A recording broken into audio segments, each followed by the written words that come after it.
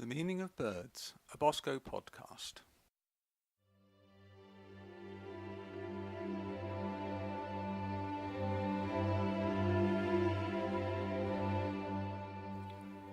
Birds are the wild creatures we see every day in gardens, fields and cities. Pigeons, starlings, rooks and sparrows are so familiar we often take them for granted. But what do we know about these everyday birds? And how important are they? And what is their value for us? Welcome to the Meaning of Birds podcast, a weekly series in which we shall take a look at the lives and meaning of some common British birds. Season 1 has 6 episodes. Each examines a different species. I am Paul Stevens-Wood, your host for the series. Series 1, Episode 4, The Pigeon.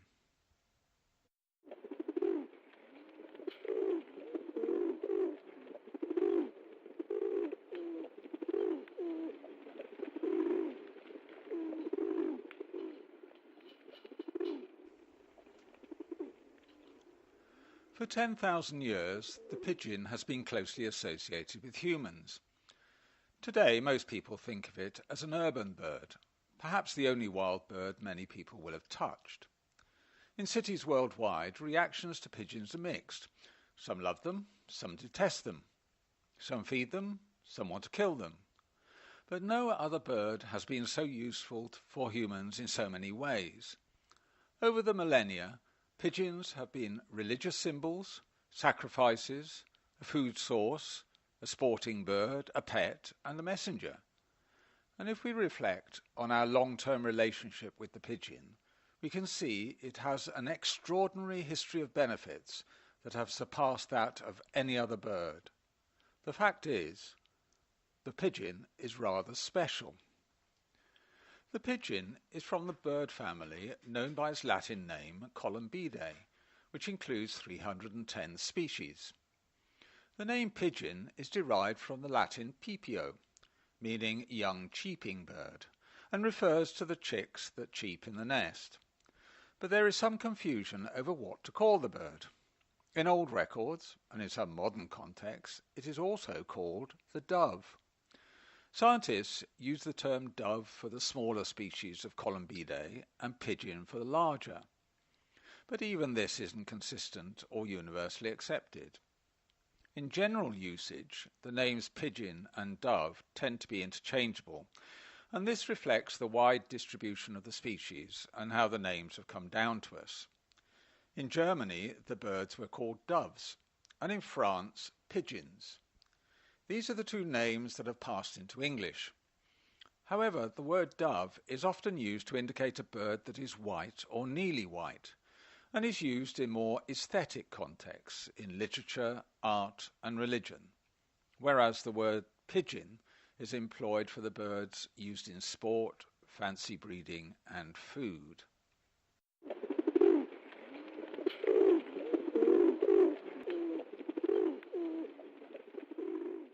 The wood pigeon is the most common pigeon found in the UK, with an estimated 2 to 3 million breeding pairs.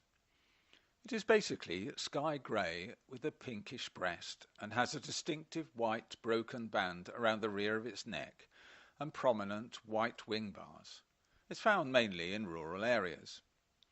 The collared dove was introduced to the UK from Europe in 1953.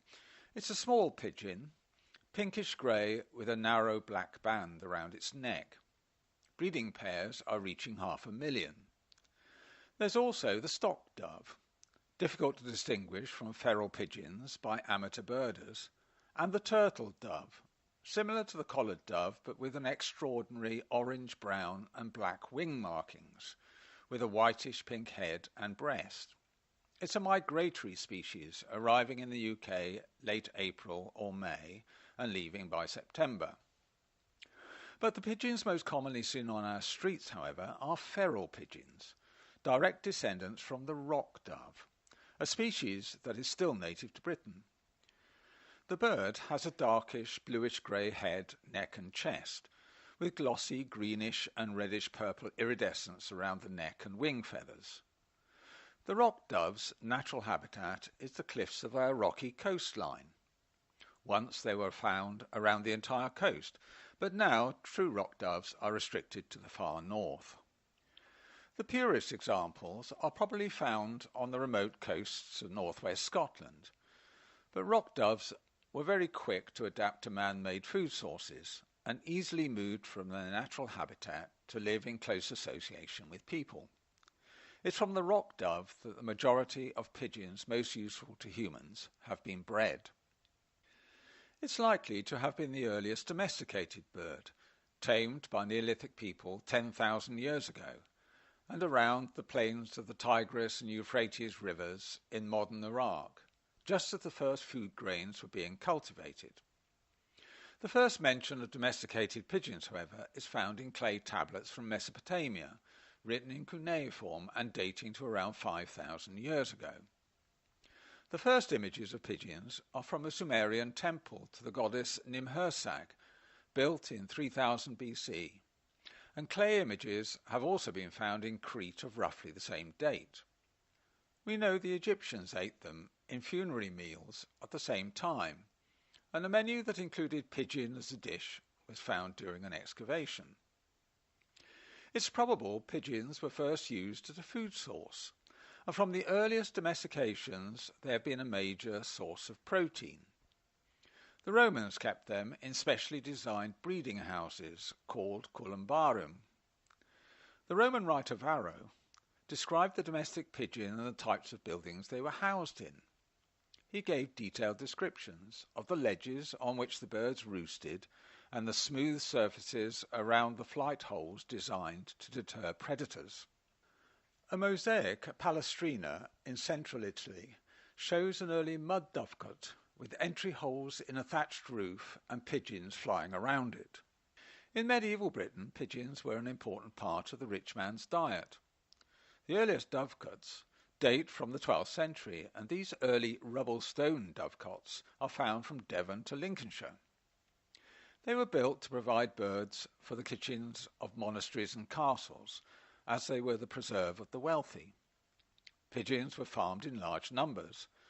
There were 1,200 pigeons at King Richard II's Christmas feast in 1387, and a century later the Earl of Warwick served 4,000 pigeons at a banquet in 1470. The building of a dovecote was originally a feudal right of the lord of the manor, but as time went by the privilege weakened, and in the late Middle Ages parish priests were building them.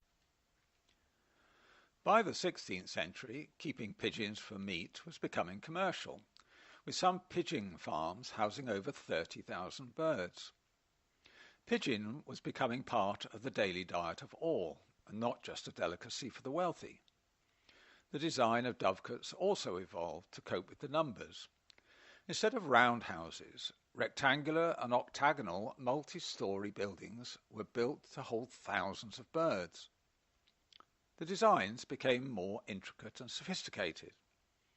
They were proofed against vermin and given closable apertures for the birds with an access ladder for the owner. The interior was a large open space, dimly lit to mimic natural breeding caves with nesting holes or ledges around the interior walls. The birds would enter through a cupola or lantern in the roof with a good source of water nearby, because it was known that pigeons have a strong thirst. Pigeon was considered good eating, and it was mainly the squab or pigeon chick that was harvested for the table at approximately 4 weeks old. Mrs. Beeton, the 19th century cookery writer, recommended that pigeons were broiled, stewed, roasted or baked in a pie, with 3 feet sticking out from the top of the pastry to identify the ingredients. But during the 19th century the rearing of pigeons for meat declined, and by the early part of the 20th century it had virtually died out. The 2 world wars, when food was scarce, created a short-lived resurgence.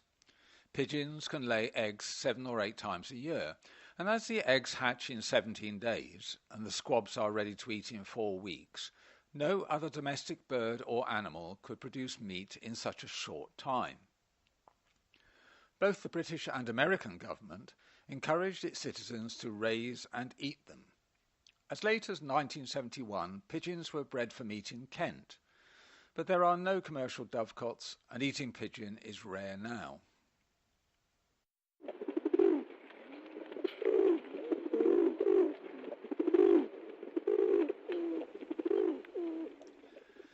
Pigeons have an extraordinary ability to return home over very long distances. This has been very useful throughout history, and for at least 4,500 years the pigeon has been a messenger. The first historical mention is from the city of Sumer in modern Iraq in 2500 BC, when 2 doves carried news of the relief of the city after a siege.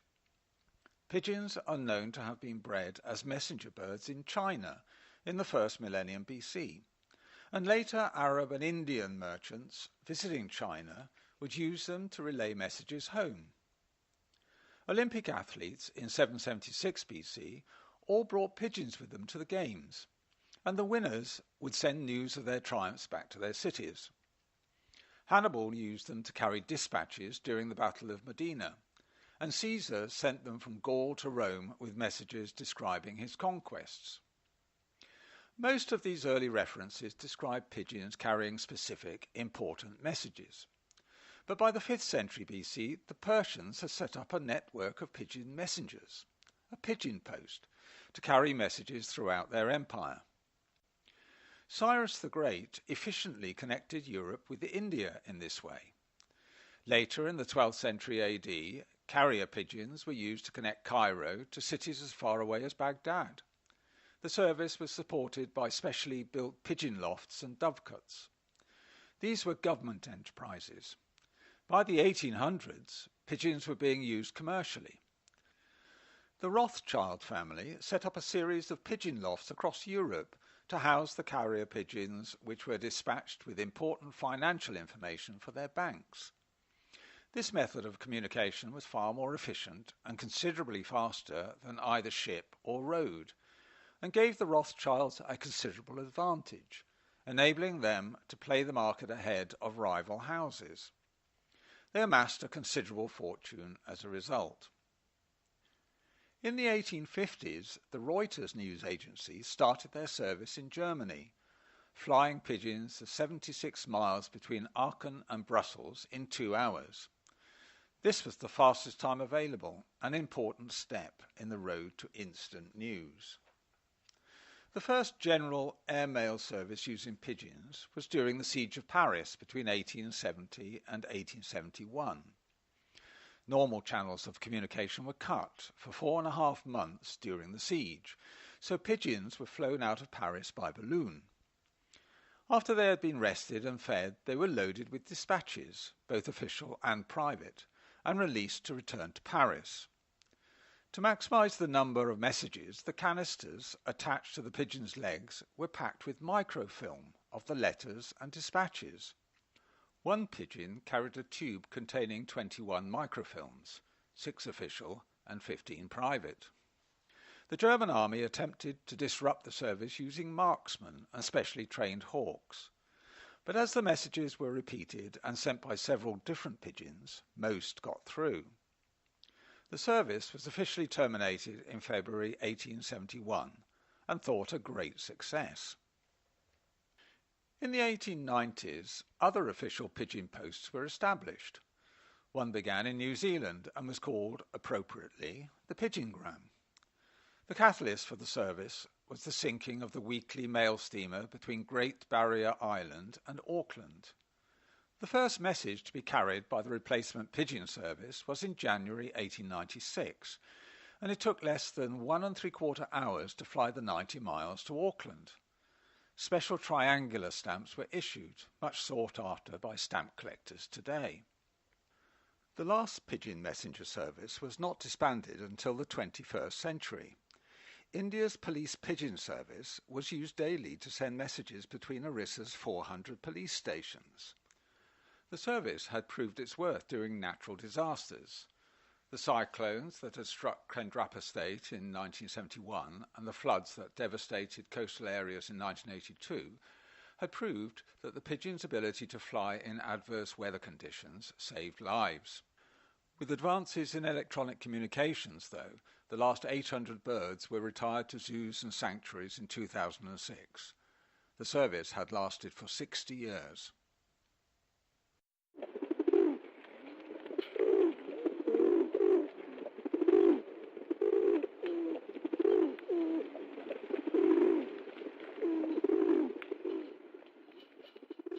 The success of the pigeon post during the Paris siege of 1871 did not pass unnoticed by the military forces of the European powers. And in the years that followed the Franco-Prussian War, pigeon sections were established in all their armies. In the First World War, pigeons were used extensively for carrying messages. The British Army established 2 pigeon corps on the Western Front at the beginning of the war. There were 15 pigeon stations, each with 4 birds and a handler. By the end of the war, there were 150 mobile lofts, 22,000 pigeons and 400 men.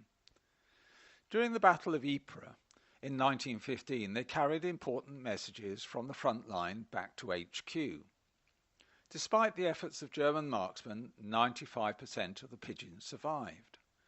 Tanks, naval ships and planes all carried pigeons to be released either as a quick way to get information back or to get help if boats were sunk or aircraft forced to ditch. During World War II, the United Kingdom used 250,000 birds. Allied bomber crews and fighter pilots usually carried a pair of pigeons in case they were shot down. The pigeon would relay information about the crash site. They were also used to try and get information about enemy movements from sympathetic citizens in the occupied countries. 300 crates of pigeons were dropped in enemy-occupied Europe, each bird packed in an individual box with food for 10 days. Of the 16,500 pigeons parachuted into Europe, only 1,842 returned. However, important information was received, particularly about the exact positions of the V-1 flying bomb sites in Peenemünde, Germany. Another use was to mount an automatic miniature camera on the bird's breast and then fly the bird over areas of strategic importance to capture images. Hundreds of thousands of pigeons were killed during the wars, and many were awarded honours for their bravery. A blue check hen, named Cher Ami, a British pigeon donated to the US Army Signal Corps, is probably the most famous pigeon of World War I. It was awarded the French Croix de Guerre with Palm for heroic service delivering 12 important messages during the Battle of Verdun. On her final mission in October 1918, despite being shot down, she managed to take flight again and deliver a message that saved 194 US soldiers of the 77th Infantry Division that was trapped in a small depression on a hillside behind enemy lines and under shell fire from the Allies. Cher Ami arrived back at her loft at the division headquarters 40 kilometres to the rear in just 25 minutes, despite having been shot through the breast, blinded in one eye, covered in blood and with a leg hanging only by a tendon. The message saved the lives of the soldiers of the lost battalion. Medics managed to save Cher Ami's life and even replaced her leg with a wooden one. When she was well enough to travel, she was sent back to the USA, but died in June 1919 from the wound she had received. Cher Ami's body was later mounted by a taxidermist and enshrined in the Smithsonian Institution in Washington, D.C., where it can still be seen. In 1943, Maria Dickin, founder of the People's Dispensary for Sick Animals, the PDSA, inaugurated the Dickin Medal, an award to honour the work of animals in World War II. It was given for conspicuous gallantry and devotion to duty by animals in the British Armed Forces. Between 1943 and 1949, the medal was awarded 53 times. 32 of the recipients were pigeons. Winky, for instance, was carried by a Beaufort bomber, forced a ditch in the North Sea off the Norwegian coast. The Pigeon was hurriedly released by the crew after the damaged aircraft broke up on contact with the water. It flew the 129 miles back to its base despite being covered with oil. Although it didn't carry a message, the Royal Air Force estimated the position of the plane from the time the Pigeon arrived in the loft, the wind direction, and the drag the oil would have caused on her flight. Within 15 minutes, the crew's position had been located and a rescue vessel sent. The citation read, "For delivering a message under exceptional difficulties and so contributing to the rescue of an aircrew while serving with the RAF in February 1942.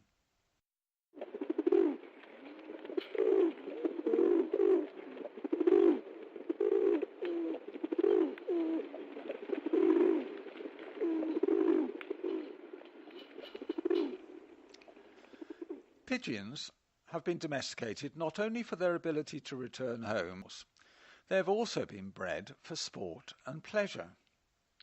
Pigeons have been bred for their size, shape and colour.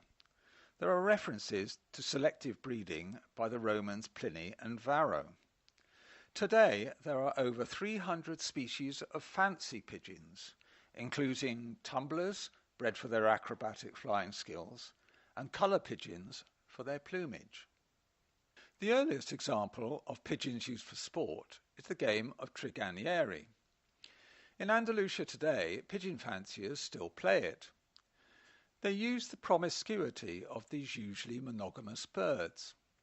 Pigeon owners will let loose Palomas ladronas, or thief pigeons. These are specially chosen male birds that female doves seem to find irresistible, and will even leave their established partner and a nest of eggs to follow them. The flocks of the rival pigeon keepers are flown together, before being brought back to their lofts by their owners using flags and whistles. At the end of the game, the keepers count how many birds have been lured away from the rivals, and any surplus strangers are captured as proof of their birds' conquests. They are then ransomed. It's a game also played in the Turkish city of Urfa, where 500 flocks are used in a single event. It's an ancient sport. There are references to it in the Jewish Talmud dating to around 200 AD.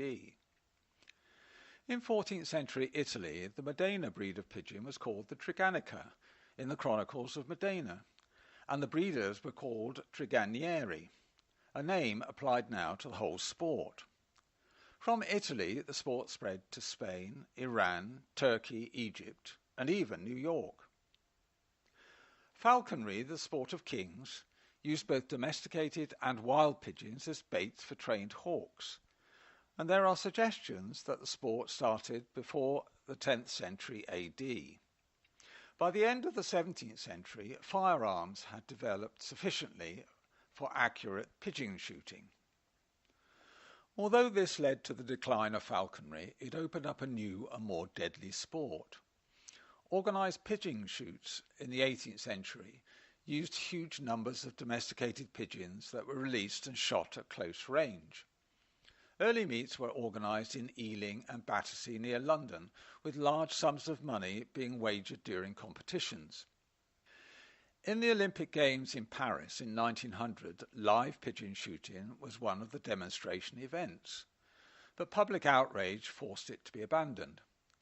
Large pigeon shoots still occur in Pennsylvania, USA, where feral pigeons are cage-trapped in huge numbers and netted by illegal gangs for sale to shooting clubs. But probably the most common sport for domesticated pigeons is racing, a sport popular across continents. It probably has a very long history, but pigeon racing as we know it today began in Belgium in 1850.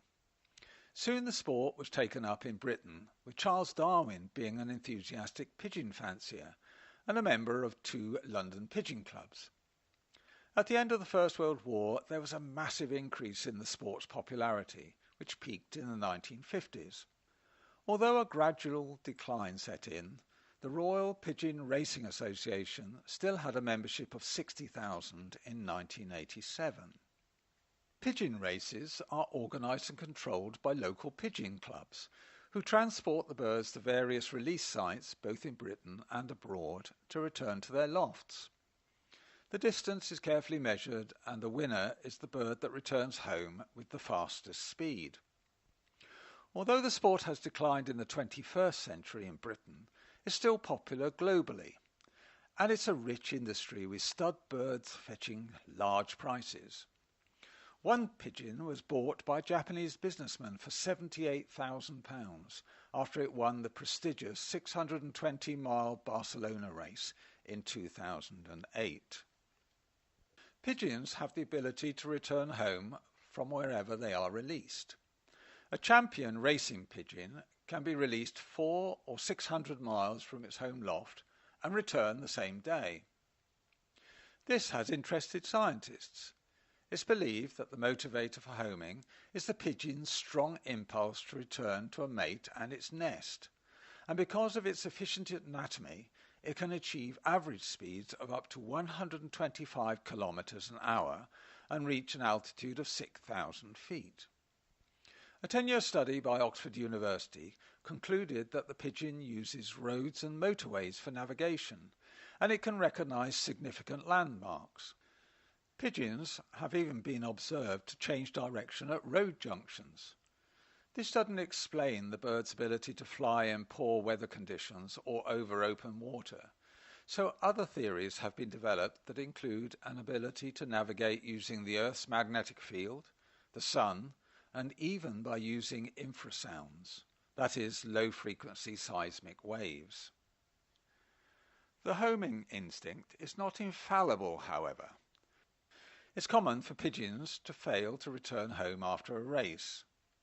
Large numbers of birds don't make it either because they become exhausted, fall victim to birds of prey, or get disoriented in bad weather conditions. They might also be attracted to join the feral pigeon populations in our cities. One of the biggest failures was the 1997 race from Nantes in France to England. 60,000 birds were released, but only a few returned to their lofts in southern England. One theory was that Concorde flew along the English Channel at precisely the time the birds would have been crossing it, and the sonic boom disoriented them.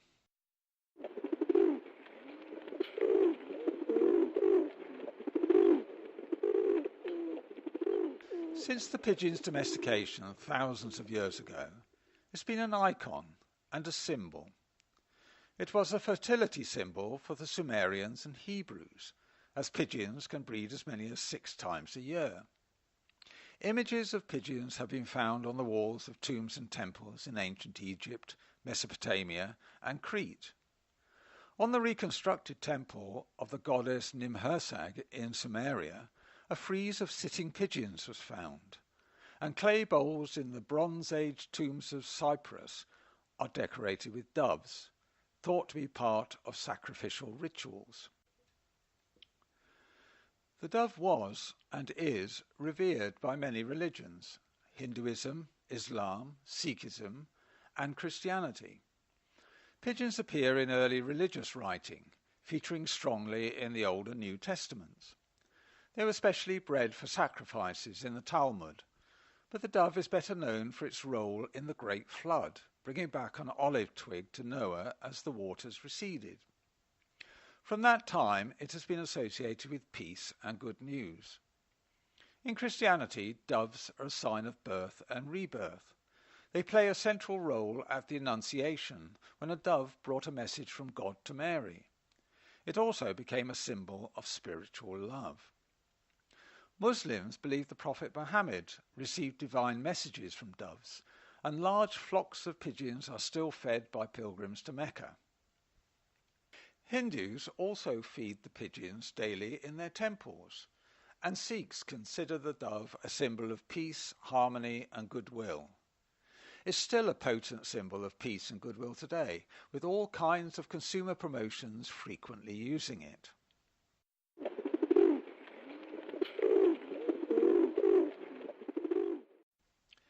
It's ironic, then, that a bird that has had such a powerful effect on humans is now considered a pest in our cities.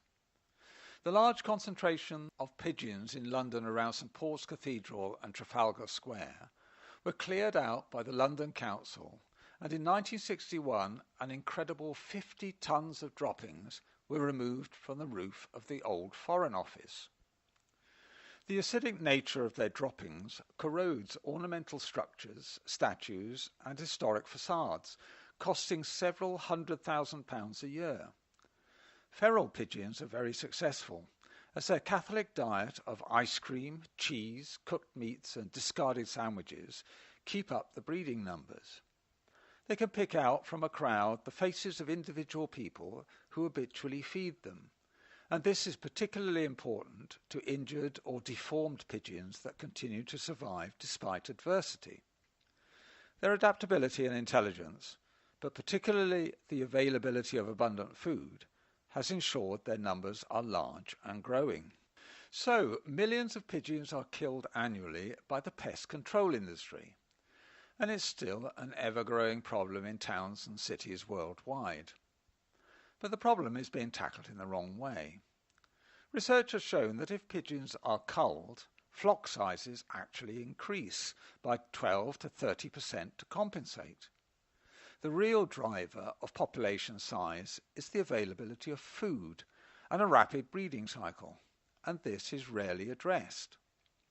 Councils and other bodies sometimes prefer the quick fix of a cull, rather than find and implement sustainable control methods. But there are methods that control feral populations and reduce flock sizes humanely: birth control and restricted feeding opportunities. Throughout many European cities, artificial breeding facilities are provided. Pigeon lofts are constructed that encourage feral pigeons to roost and breed in them. The eggs are then removed and dummy eggs substituted to keep the hens sitting on them for 18 to 25 days before they are abandoned and a new clutch laid. The pigeon lofts are constructed in green spaces where the birds are more tolerated, and alongside them councils have created designated public feeding areas. This encourages pigeons to use the loft, and in keeping the birds away from other more sensitive city areas. Many councils will use a carrot and stick approach, providing legitimate areas for public feeding, but large fines if people continue to feed outside them. Pigeon numbers are directly related to the food available to them, so controlling food also controls pigeon populations. It's an effective method to reduce flock sizes and control pigeon numbers indefinitely.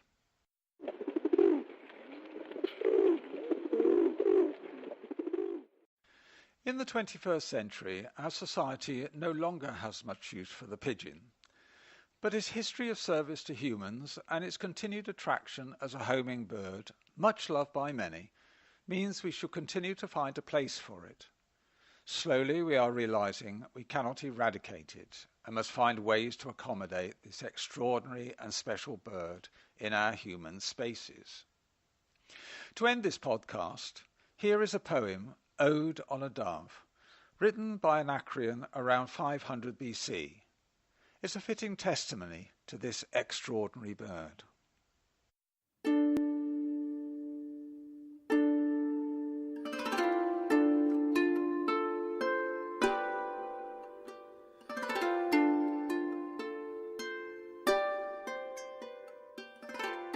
Tell me, dear delightful dove, emblematic bird of love, on your wavering wings descending, whence you come and whither tending? Tell me whence your snowy plumes breathe such fragrance of perfumes, and what master you obey, gentle bird of Venus, say. Blithe Anacreon the wise, thus the feathered page replies, sends me o'er the meads and groves to the maiden whom he loves, for a sonnet terse and trim, which the poets call a hymn. Venus in her sweet regard sold me to the gentle bard. Happy in his easy sway, all his mandates I obey. Often through the fields of air, song or billet doux I bear. If you serve me well, says he, I will shortly make you free. He may free me if he will, yet I'll stay and serve him still.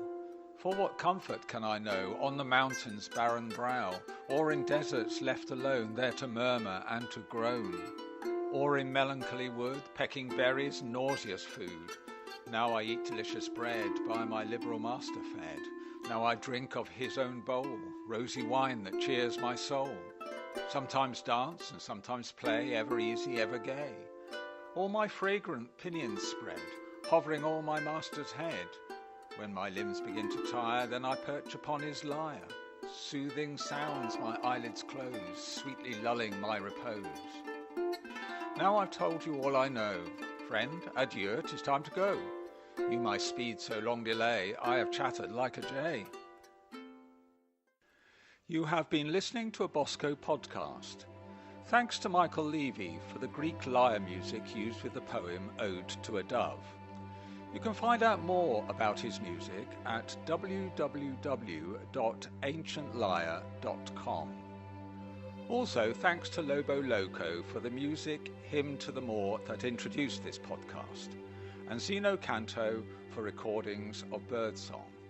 Both are reproduced under a Creative Commons license. If you would like to get in touch, email me at boscopodcasts@gmail.com. You can also support these podcasts with a donation at PayPal to boscopodcasts@gmail.com. Next week's podcast will be on the jay. Thank you for listening.